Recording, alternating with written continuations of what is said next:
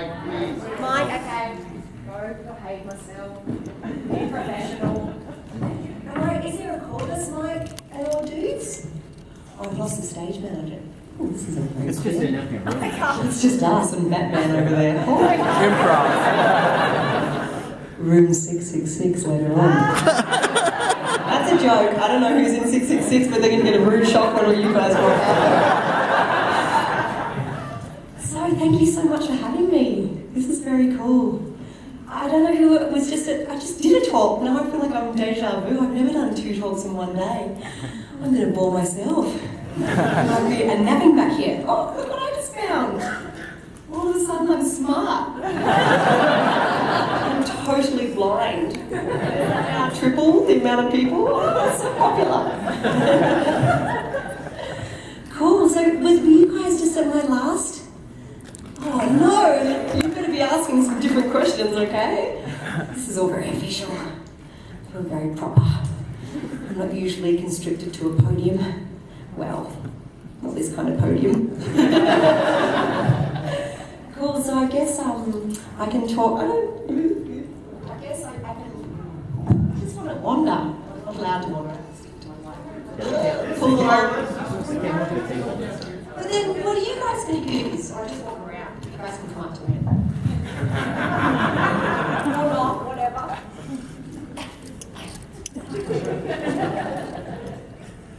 So many microphones, I could just play here for hours. And that's it, my time's up.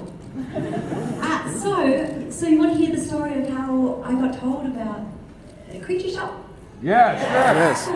Well, one very shiny day, so I was working on a new project that I have a great passion for. I adore animals, and I'd started my own dog walking and pet minding business to create some finance for myself and a bit of sanity in my downtime in between work. And as few of you who have been to my first panel, I explained I had a little moment after my last show where I thought that maybe I'd finish with the entertainment industry, because I felt a little bit like I was buying into the politics and the rating side of things rather than telling beautiful stories and dressing up and playing make-believe, which is where my passion really lies. So I spoke to my husband and told him that I had this idea about making this dog walking business, because we lived in the Northern Beaches. Australia has beautiful landscapes and beautiful beaches, and so our dog's name is MacGyver. And so I called it MacGyver and Me. And my mum rings up, she goes, "That's a ridiculous idea. Not even half the fans know how to spell MacGyver. So you've got your average Joe looking up a dog walking business called MacGyver and Me. Are you crazy? You know, it sounds more like a fan event rather than a dog walking thing." I said, "I've been to far too many conventions. I think it's a brilliant name." So my dog MacGyver thought it was a brilliant name. So we ended up calling it Mac and Me. And I've actually brought it over to LA, so I've got a beautiful group of people that I work with, and we walk dogs and look after animals and stuff as well. So that's my baby project on the side. Anyway, I was in New Zealand doing an autograph signing and for a show called Armageddon. And, just before, okay. So, I was in my mother's womb. Don't say that. I was at my place in the Northern Beaches, and I woke up in the morning, as we all do, I'm sure, and was scrolling through my emails in bed with my fabulous bed head and my dog licking my face and my husband on his iPhone, so romantic. And so we're looking through all the bits and pieces, and there was an email saying, "We need you to contact us. Someone is interested in you hosting something for sci-fi." And in my head, I thought, it's a convention, and that sounds exciting, but I never, in my wildest dreams, would have related it to the Henson Company and the Sci-Fi Channel. So they said, "Can you Skype this casting director? Because she wants to talk to you about it." So I'm not joking. If the Skype camera was on, the lady would have had a heart attack. I go, my bed head and my pajamas on and whatever, and sort of one eye open, one eye closed. I'm like, "Hello, what's going on?" And she's like, "Oh, hey, is this Gigi?" I'm like, "Yep." And she goes, yeah, Brian Henson and the Sci-Fi Channel really want you to come and host the Jim Henson Creature Shop Challenge, and it's a challenge where 10 creature designers are fighting for $100,000, and I'm like, wait, what? Yes, I'll totally do it. And I said, oh, just so you know. She goes, where are you? We've been looking for you for so long. I said, oh, I'm in Australia. And she goes, oh. I went, no, you tell me I got the job, I will swim there right now. I love the Henson Company, they're like my family, and I miss Farscape and the Hensons so much. It's been far too long. So she said, well, let me just go back to the Henson Company and Sci-Fi, and I'll have a chat to them just so they know that you're interested. I said, look, I'm actually going to an autograph signing in New Zealand. So you need to, if you need anything from me, like headshots or an audition or whatever, then let me know right now, because I'm going to be a little bit, I'll check emails, but I'm not going to have my Australian phone in New Zealand. Being an out-of-work actress, I don't have a crazy budget to have that phone going, because it was for 3 days. She said, no, it's fine. So sure enough, I get into New Zealand, and there's like 10 emails from my agent, from the casting agent, from Brian, from everyone going, where are you? We're all trying to contact you, you know, it's really important, the job's on the line. I'm like, I just said. So, oh, thank you all for coming. Right, this is inappropriate, right? What? It wasn't a question, I was just talking. So I said, I emailed back saying, I'm here, everything's fine. What do you need? And then I've got this small audition that we have to do. So they sent it through and they said, we need it done today. I went, wait, what? I don't have a video camera, I don't have, you know, any time to put it down, because right from 8 in the morning to 8 o'clock at night, we're doing the convention. And it just wasn't even possible. So they said, oh no, this is important. You've got a very good chance of getting this and you need to do it immediately. I said, there's no way I can do it, you're going to need to give me a day. And they're like, I'm like, well, I don't know what you expect, how you're meant to come up with this stuff. I literally don't have the resources.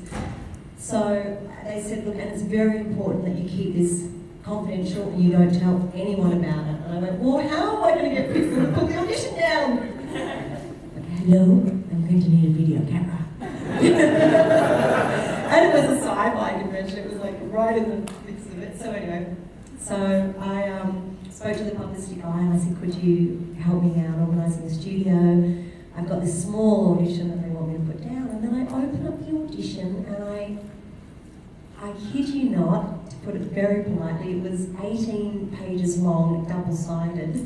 And they said, can you do your American accent and your Australian accent? I'm like, are you joshing me? I'm like, are you frilling around with me?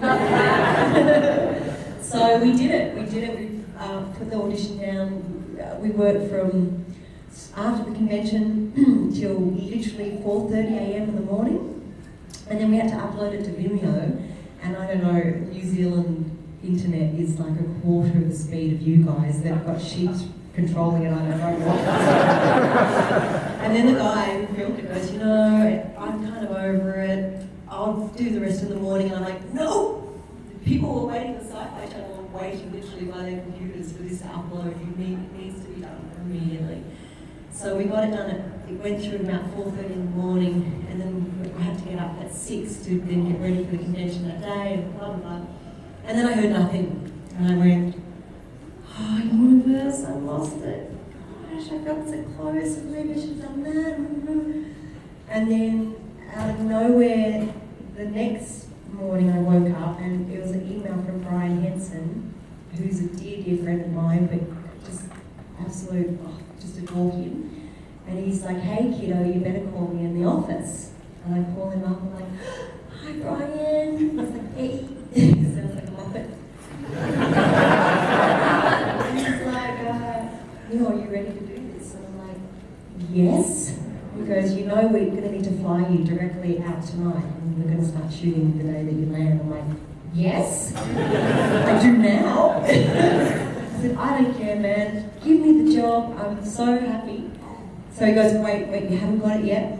We just need to, I need to go back to Sci-Fi. I said, you need to tell me now, because they've got to fly me out in a few hours back to Sydney. If if I get flown to Sydney, I'll miss the first day of shoot because planes don't leave until the next day in Sydney to go to LA. So he had to go back to Sci-Fi, and then his assistant calls me, and his assistant's name is Gigi, so she's like, hello, Gigi? I'm like, hello? She goes, it's Gigi. I'm like, yes, it's Gigi. She goes, no, it's Gigi. I'm like, yes, it's Gigi. Like, oh, Gigi. She's a Gigi and I'm a Gigi. And she said, look, you haven't got the job yet. I'm like, So what? She goes, I need your measurements, I need your passport details, and I need your agent's details or something or other, all this. I'm like, okay. So I give her all that. And then I hang up, and then half an hour later the phone calls again. She goes, hello, it's Gigi. I'm like, I think we've done this. I'm thinking, I got it. She's like, oh, I just wanted to see, so what height are you again? I'm like, oh. So 5'7", 5'6", 5'7" in high heels. Brian's short, so I had to say 5'6". So then she hangs up the phone, and then another hour or so passes, and I went, it's gone. It's the life of an actress. Can you imagine my poor husband? He's a nervous wreck. I got it. I lost it. I got it. So then the phone, then I think I've lost it completely. I get in the shower. This is a true story. Washing my hair, cleanser on my face. Bring, bring. I'm like, don't break your neck, don't break your neck. I'm like, try not to get electrocuted. I don't even know if you can get electrocuted by a phone, but it sounds dramatic. Hello? And it's the Muppet again, Brian. Hello? Look, have I got it or not? And he goes, yeah, we'll see you tomorrow. And so the next day, literally flew in straight to set, and they changed my hair, they changed my everything, gave me a new wardrobe for the show, not for my personal, unfortunately. And was working with them. So it's been a total whirlwind adventure and very good. Hello? Is that Spielberg? Just tell them I'm busy.